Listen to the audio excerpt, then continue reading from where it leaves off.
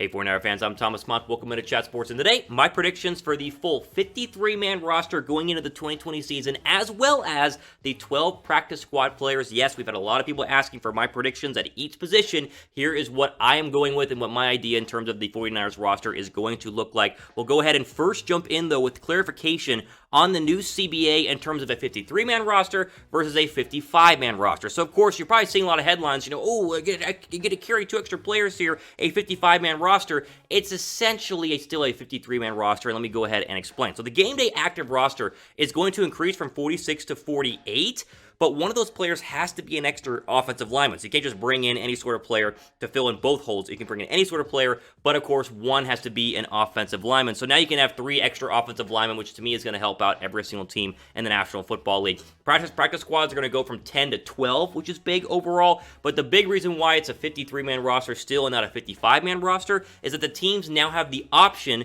to bring up 2 practice squad players per week to make it a 53-man roster. Now, of course, the active roster is still 48 players overall, or it's up from 48 to from 46, but this is not exactly there will be 55 active players, it'll be a 53-man roster, and then you can bring up 2 practice squad players per week. So I just wanted to go ahead and clarify that. 48 active players now each game, but of course the extra 2 men is an optional thing that teams can do in terms of bringing them up each week. They don't have to do it. They don't have to bring up practice squad players, but I bet a lot of teams will do that overall. So I wanted to go ahead and start with that, just clarification. That way you can understand why I'm doing a official, normal 53-man roster here for the 49ers. We'll start with controversy, at quarterback. Listen, and the 49ers only carry 2 quarterbacks on the active roster because they only need to carry 2 quarterbacks on the active roster. That means one gets cut or traded. I think it'll be C.J. Beathard who gets let go, meaning, of course, Jimmy Garoppolo and Nick Mullins will be your 2 starting quarterbacks in 2020. Now, why not just keep all 3, right? Beathard's cheap. You might as well do it because there are other position groups, other depth chart needs in terms of keeping extra players, especially wide receiver, instead of bringing a 3rd quarterback who's going to do absolutely nothing for San Francisco. Beathard needs to move on.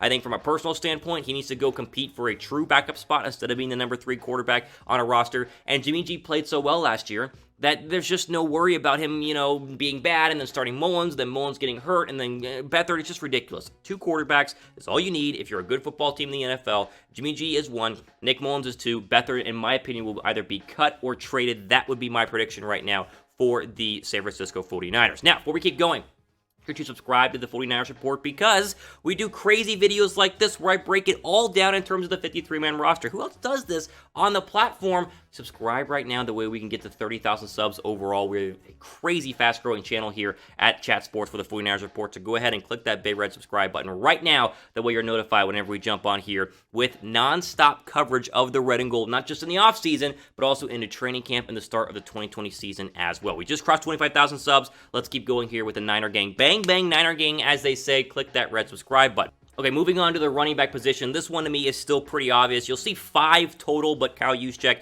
is a running back, but he's really a fullback. So 4 in general running backs. Obviously, Mostert, Coleman, McKinnon, and Jeff Wilson Jr. Jeff Wilson could be a cut or practice squad candidate, but I think they're going to keep him on the active roster at least until they know what they got out of Jerick McKinnon. The real question is who starts or who is the number 2 running back behind Raheem Mostert? Is it Coleman or McKinnon? That will be what is really decided in training camp and during the preseason start as well. Who do you guys think will have more touches in 2020, Coleman or McKinnon? Let me know in the comment section down below. I think McKinnon, if he's healthy, will be the number 2 running back. I've said that here on the 49ers Report, but let me know what you guys think in the comment section down below. Wide receiver is the interesting one here, right? Like, wide receiver is the big dark horse with the 49ers because they have injuries right now and they have a bunch of young players. Who makes it, who doesn't? I think 8 total wide receivers will be on the active roster. We know the 4 who are guaranteed. Deebo's guaranteed, Aiyuk is guaranteed, Hurd is guaranteed, and Kendrick Bourne are for sure the 4 wide receivers who will probably start for the 49ers. I think Trent Taylor makes the team.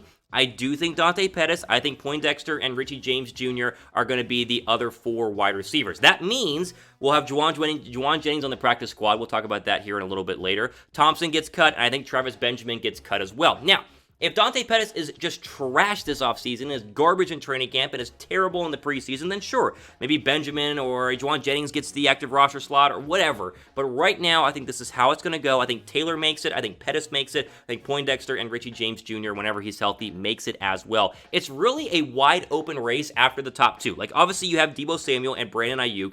After that, no idea what Hurd's going to look like. We expect him to to be good. No idea how much better Kendrick Bourne can be. And then everyone else is a dark horse. Trent Taylor, Dante Pettis, Sean Poindexter, they're all dark horses in terms of who makes the roster. I think they start with 8, and then they can figure out after injuries who needs to go and who stays. But those are the 8 I'm going to go ahead and say will be on the active roster for the San Francisco 49ers. Now, who do you guys think will have a better season in 2020 between the top 2 wide receivers, Brandon Aiyuk or Deebo Samuel? Hopefully Deebo is healthy for week 1, but we will see. Type S down below for Samuel. Type A down below for Brandon Aiyuk. Let me know in the comments section down below. No controversy for the tight end depth chart. Obviously, it'll be George Kittle as the number 1 tight end. Ross Dwelley will be number 2. And Charlie Warner, the rookie, should be number 3, despite the fact he has not signed his contract yet. Talked about that just the other day here on the 49ers Report. But I shouldn't be worried. He'll sign it and he'll be fine. Kittle, obviously the main focus here. How much better can he be in 2019 or in 2020 than he was in 2019?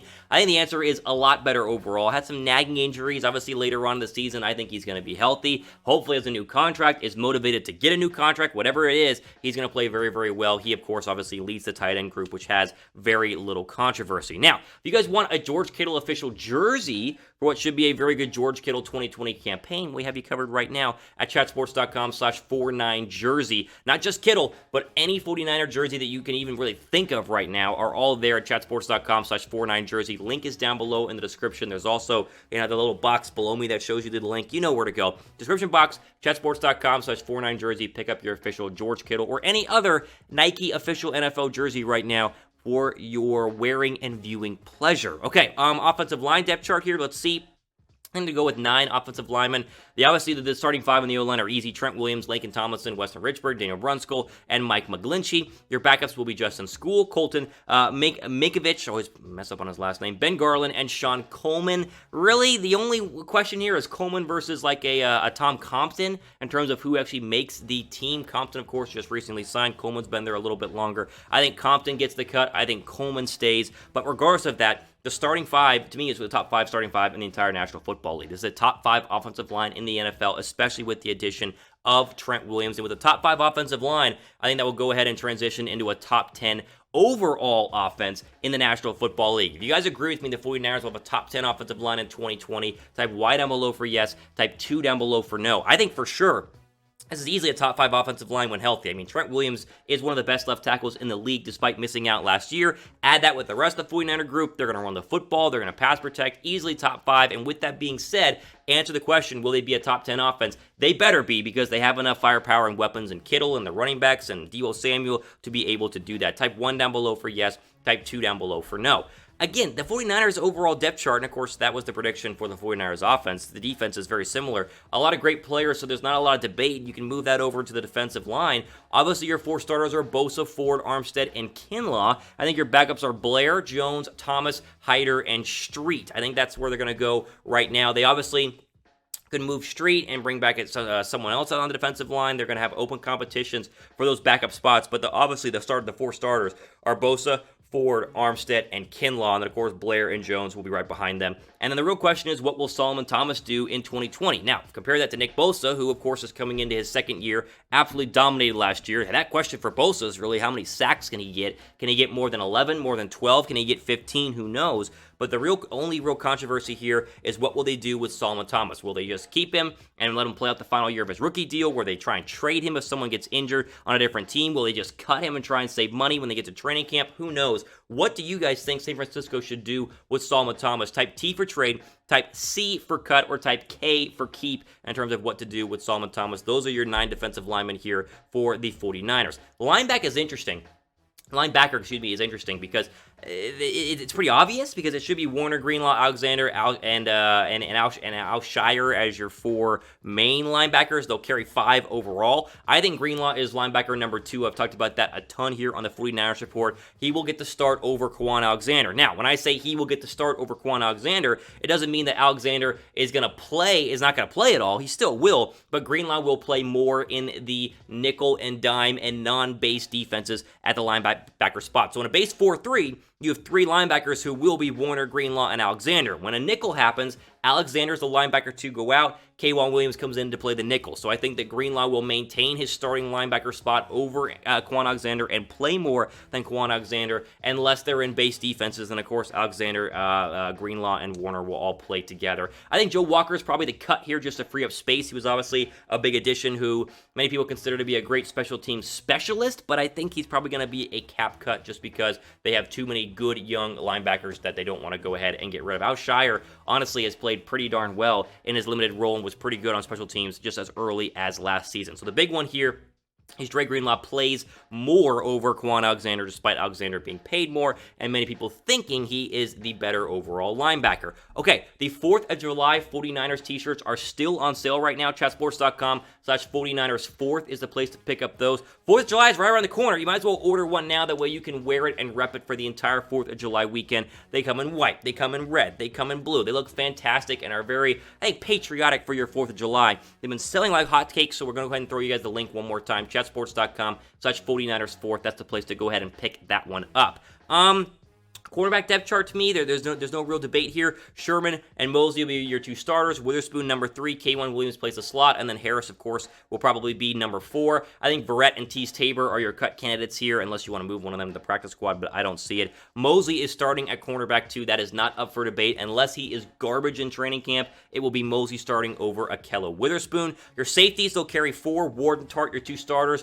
Moore and Harris will be your backups. No real debate there as well. I think those are your 4 guys who make it there in terms of the safety depth chart. That would be the overall projection, though, for the defense. Again, not a lot of debate. I mean, I think we've talked about a lot of these big spots. It's really Mosley versus Witherspoon, and then Kwon Alexander versus Dre Greenlaw. But I think Mosley starts and Dre Greenlaw starts, and that's the end of the debate for that one. So that's my projection for the 49ers defense. If you guys think it's be a top 5 defense in the National Football League, type Y down below for yes, type N down below for no. It better be a top 5 defense in the NFL because it is as stacked at every single position as you can be in the NFL. They have very few holes, and really, I mean, is a safety a hole? Is corner a hole? I just don't see it. I think they will be a top 5 defense. Let me know what you guys think in the comment section down below. Special teams, quickly, this is easy. Gold and Wisniewski will be your kicker and punter, and then, of course, Nelson will be your long snapper. There's zero debate on that one. We all understand that Robbie Gould was one of the better kickers in the NFL, and Mitch Wisniewski had a very quiet but very effective rookie year at the punter position, so good on him.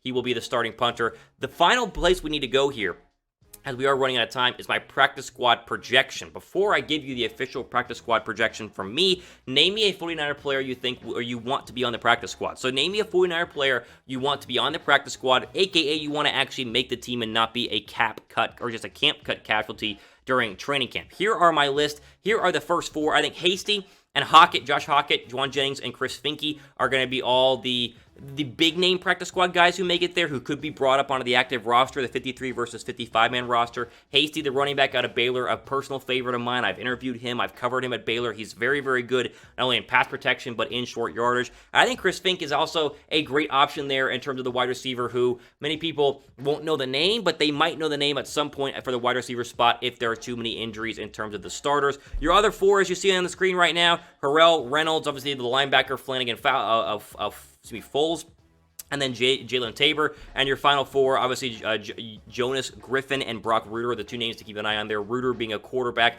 He'll probably be your practice squad number 3 quarterback who they can bring up if there was an injury to Jimmy Garoppolo or to Nick Mullins. There you go, though. That's it. Let me know in the comments if you agree or disagree with what I made, and obviously be sure to subscribe to the 49ers report. That way you guys are notified whenever we drop the latest stuff. This can all change, and obviously, you get training camp battles, and you get injuries, you got players playing better than other players. This is just what, right now, I think the starting 53-man roster is going to look like with the practice squad players, and let's be honest, we can all agree on this. It's a pretty darn good lineup as the 49ers, I think, enter as one of the best rosters in the entire National Football League. All the time we have for today, though, on the 49ers report. Hopefully you guys enjoyed this video, this 53-man roster projection. We'll see if it comes true as training camp is just around the corner at the end of July. All the time we have for today on the 49ers report. I'm Thomas Mott, signing off. Enjoy the rest of your day.